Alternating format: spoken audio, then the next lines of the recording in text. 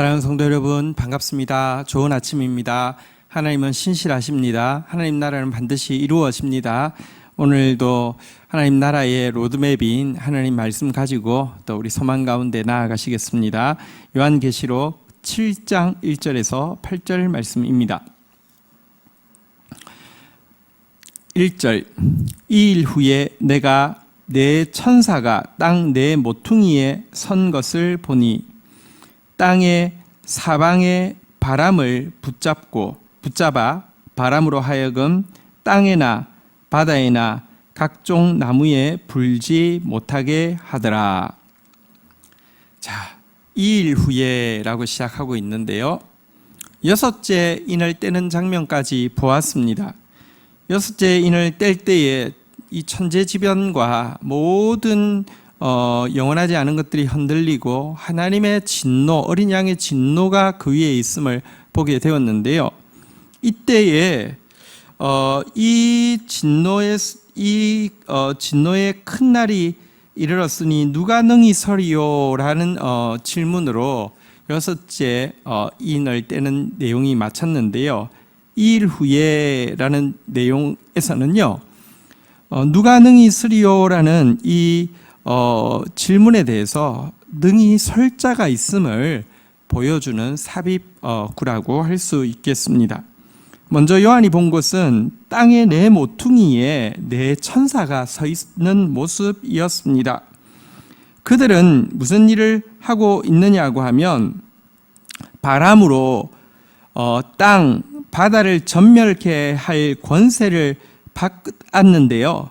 아직 그 땅과 바다를 전멸시킬 바람이 불지 못하도록 내 끝에서 단단히 그 바람을 붙잡고 있는 모습을 먼저 보게 되었습니다. 우리 2절 한번 보도록 하겠습니다. 2절, 3절입니다. 또 봄에 다른 천사가 살아계신 하나님의 인을 가지고 해 돋는 대로부터 올라와서 땅과 바다를 해롭게 할 권세를 받은 네 천사를 향하여 큰 소리로 외쳐 3절 읽겠습니다. 이르되 우리가 우리 하나님의 종들의 이마에 인치기까지 땅이나 바다나 나무들을 해하지 말라 하더라. 이 천지 사방에 있는 네 천사는 바람으로 땅과 바다와 식물을 다 말려버릴 권세를 가지고 있음에도 불구하고 그 바람을 꽉 쥐고 있었던 이유가 있습니다. 하나님의 인을 가진 천사가 해 돋는 데부터 해 지는 데까지 두루 다니면서 구원받을 백성에 대해서 인을 치기 전까지는 이 땅을 소멸하지 말라고 명하는 내용입니다. 여기서 우리는 심각하게 이루어지고 있는 이 심판과 재앙의 주도권이 하나님께 있지 예수 그리스도에게 있지 사단에게 있지 않은 것을 알게 됩니다. 인을 떼시는 이도 그리스도시요, 재앙들을 불러들이는 분도 그룹이고, 지금 땅과 바다와 식물을 멸할 바람의 권세를 쥐고 있는 이도 하나님의 천사임을 알게 됩니다. 그런데 이 재앙이 결코 하나님의 백성, 다시 말하면 하나님의 것이라는 증명의 도장을 받은 자들 중에서는 한 영혼도 해할 수 없다는 사실도 분명히 보여주고 있습니다. 지금까지 나온 인을 떼는 내용은 심판의 내용들이 많이 보이지만 사실은 이 심판은 구원을 위함이지 분풀이를 위함이 아니었습니다. 하나님은 당신의 백성을 한 영혼도 잃어버리지 않고요, 당신의 백성을 구원하시기 위해서 이 일을 하고 계심을 분명히 보여주는 내용이라고 할 수 있습니다. 자, 그렇다면 누가 얼마나 어떻게 인을 받는지에 대한 내용입니다. 여기 인을 친다는 것은 예를 들면 양 같은 데다가 도장을 이렇게 불로 된 도장을 탁 찍어 놓으면 영원토록 이 양은 누구 것 이렇게 알 수 있는 것처럼 우리에게 불도장을 찍어서 우리가 하나님의 것임을 환란의 불도장을 통하여서 이게 식별하게 하신다는 그런 의미인데요. 자, 입맞은 사람이 누구인지 한번 보도록 하겠습니다. 4절부터 한번 보도록 하겠습니다. 내가 인침을 받은 자의 수를 들으니 이스라엘 각 자손의 각 지파 중에서 인침 받은 자들이 14만 4천이니, 자, 이 하나님의 구원의 도장을 받은 사람은 14만 4천이다라고 나와 있고요. 여기에 나와 있는 14만 4천은 구체적으로는 이스라엘 12지파 가운데서 12,000명씩을 이제 그 구원해서 합쳐서 12 곱하기 이렇게 12,000명에서 14만 4천 명이 됩니다. 자, 그런데 이스라엘 12지파에서 12,000은 또다시 12 곱하기 1000이잖아요. 그죠?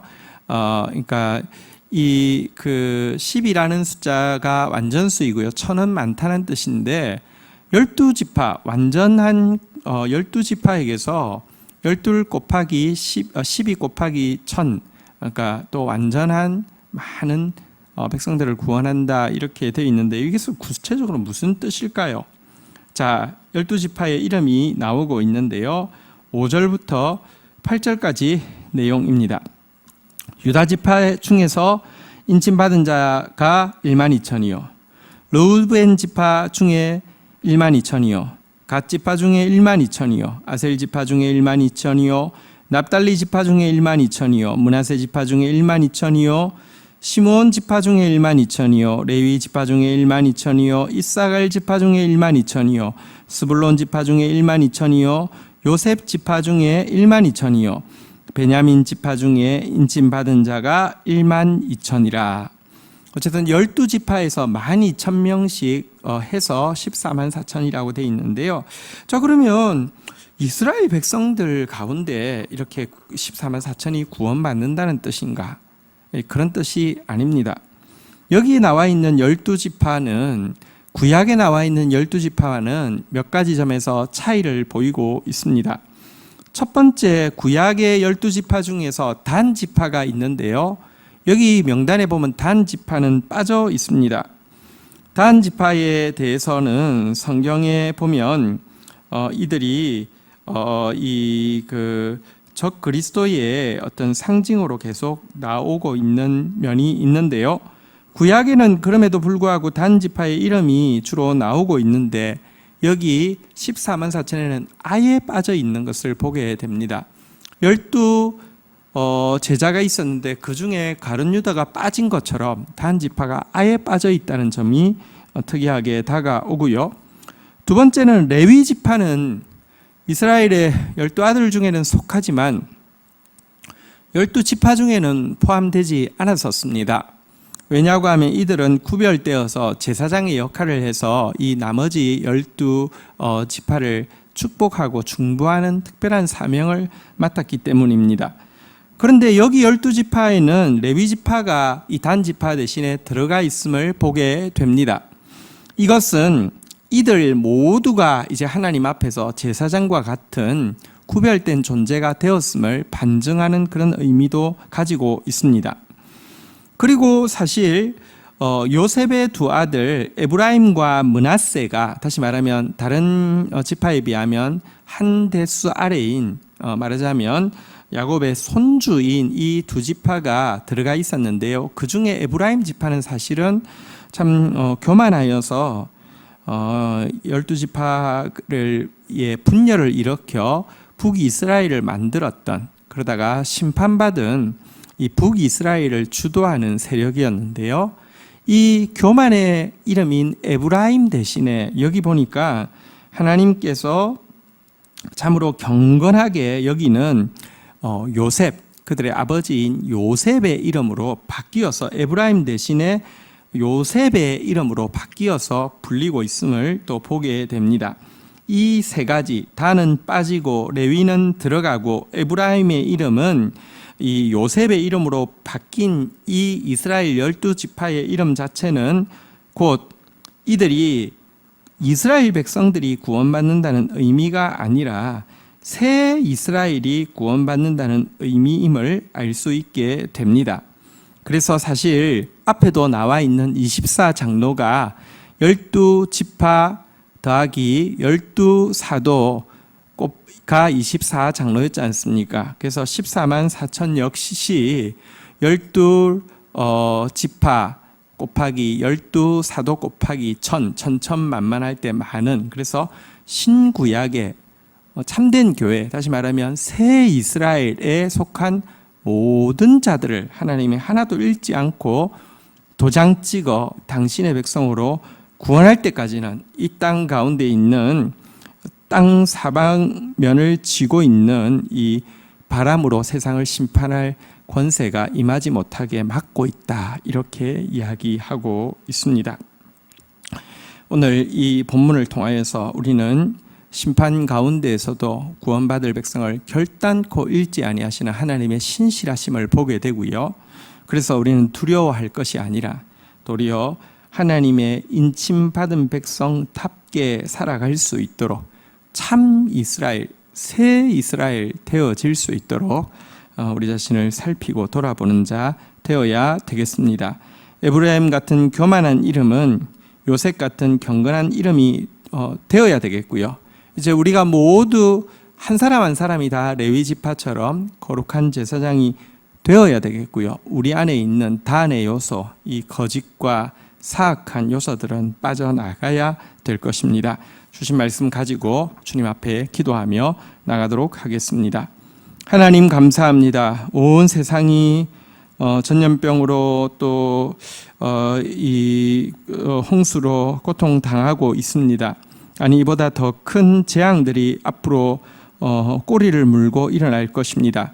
그러나 하나님, 이 모든 것의 주도권이 주님께 있으며 이 심판이 완전한 구원을 이루기 위함이지 당신의 인침받은 종 중 하나도 해야 할 수 없음을 다시 한번 알게 해주셔서 감사합니다. 주님, 겸손함으로 정직함으로 주님께 인침받게 하여 주시고 주의 품을 떠나지 않는 저희들 되어질 수 있도록 은혜를 베풀어 주옵소서. 하나님, 새 예루살렘을, 새 이스라엘을 반드시 구원하시며 참된 신약과 구약의 모든 교회의 허다한 백성들을 구원하셔서 결국은 하나님 나라를 완성하실 주님을 찬양합니다. 부족하지만 저희들로 주님 의지하게 하시고 주의 교회 안에 있게 하여 주셨고 주님 앞에 겸손하고 정직하게 서게 해주신 것을 인하여서 감사하며 더욱 우리 안에서 에브라임과 같은 교만을 뽑아내게 하여 주시고 단과 같은 거짓을 뽑아내게 하여 주시며 왕 같은 제사장으로서 하나님 앞에 설 수 있도록 우리를 도와 주옵소서. 예수 그리스도의 이름으로 기도 올립니다. 아멘. 감사합니다. 오늘 하루도 승리하시기를 바랍니다.